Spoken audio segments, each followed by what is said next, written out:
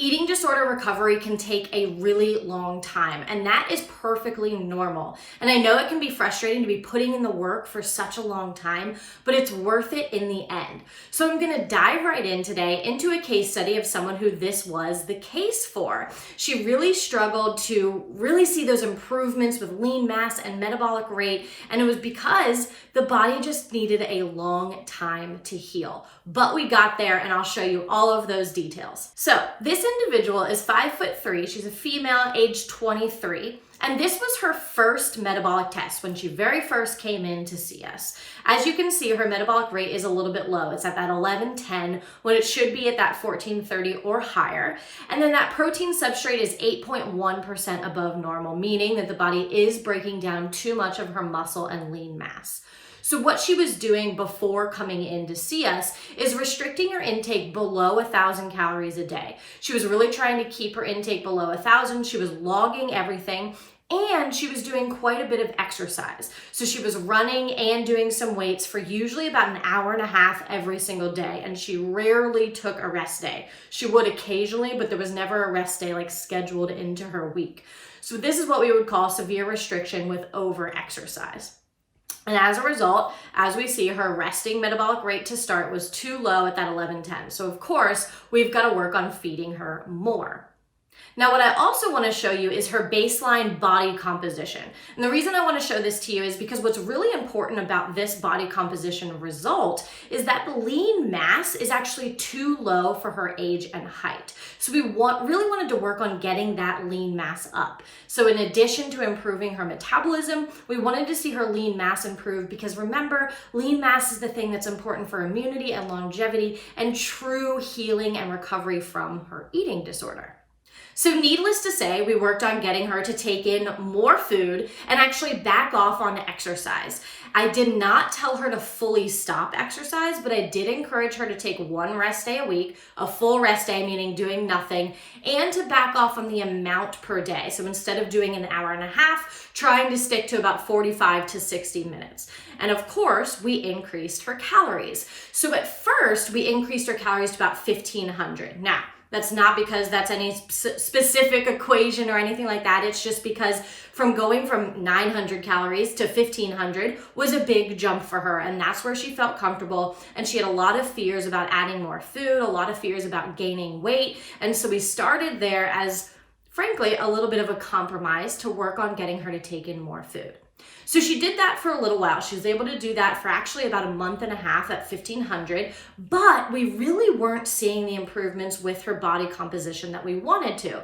So that was a cue for me that we've got to get her taking in even more. So we actually increased to 1,900. Now, she did struggle a little bit with 1,900 calories a day. That she felt like was way too much food, and she didn't always get to 1,900. Now, sometimes she did, and there was times where it was still low at 1,500, but actually over about the next month, she was really able to slowly get to 1,900 and get there consistently. So here are her body composition results from the couple of months of actually getting and maintaining that 1,900. Remember, it took about a month to get there, and then she was at 1,900 for this time period. But you can see on her body composition that things really aren't that much better. So her lean mass came up from that 79.8 to 80.4 pounds, but that was still too low. We wanted it in the mid to high 80s for her age and height and activity level. So we're really not seeing the improvements that we wanted to, which again is an indicator to me that actually 1,900 calories was not enough for her. Now, what we also did is redid her metabolic test.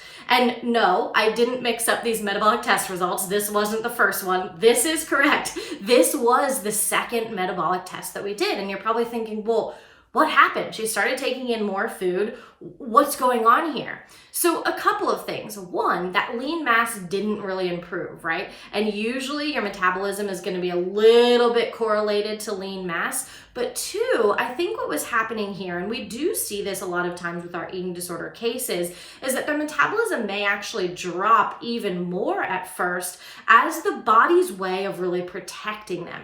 So even though they're eating more food, the body still wants to store calories and store fat and all of these things to really make up that deficit of that long period of restriction before. So it doesn't quite improve that metabolic rate yet. So that's kind of what we saw here. Now, needless to say, this was just even more ammunition for me that we had to do more than that 1900 calories, and it just wasn't enough for her, regardless of it being challenging. Her metabolic test results here and the body composition that I just showed you indicate that she needed more food. So we got her to take in more. The first goal was bringing it up to actually 2,200 calories, and then we brought it up to 2,500 calories, and then, believe it or not, we brought her all the way up to 2,700 calories a day. Now, keep in mind, she was still doing the exercise of 45 to 60 minutes, 6 days a week, taking 1 day off per week. So she was following that guideline. She was eating 2,700 calories a day, and she was doing well with that. She actually mentioned that when she first increased to 2,200, it was really hard, but the 22 to 27 wasn't as hard. And I think that's because some of those eating disorder thoughts were starting to get a lot better, and she was actually enjoying fueling her body.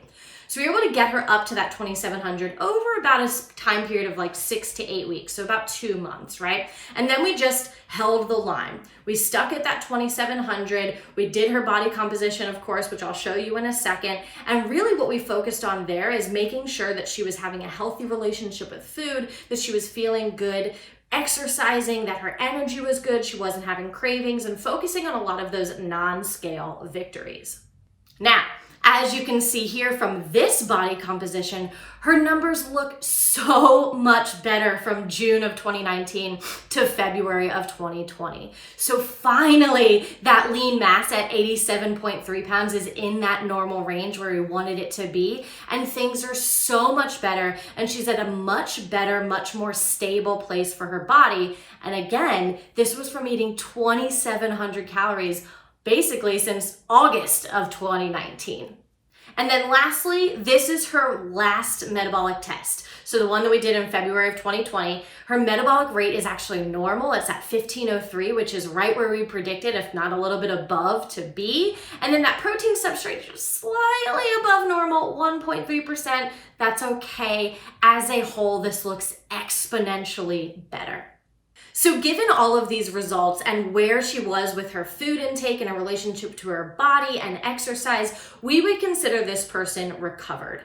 We started spacing out our visits. We started not seeing each other as frequently, and things are going great for her. She feels so much better, but look how long that took, right? It was almost a 2-year time period of working together and figuring out how much she needed to take in, but she put in the work and it all paid off because now she's living a life free from her eating disorder. Guys, don't forget to like and subscribe. We're so glad that you're here. Please let us know if you have any questions. You can leave them in the comments.